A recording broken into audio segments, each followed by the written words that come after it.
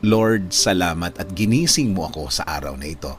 Lord, I thank you for this brand new day. Thank you for waking me up. Salamat at nagising ako, Panginoon. Maraming salamat sa napakagandang gising ko na ito. Tatanggapin ko po ito as another form of blessing.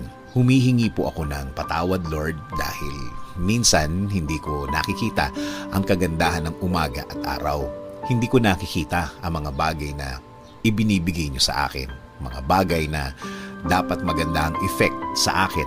Since na sa problema ako nakatingin, hindi ko po ito lahat nakikita. Kaya ngayon, Lord, mas magkukonsentrate ako sa mga biyaya niyo sa akin.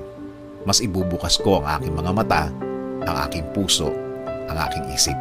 Mas hahanapin ko ang kagandahan ng araw at kagandahan ng sitwasyon. Sa ganda ng mga bagay na inilalagay niyo sa aking buhay.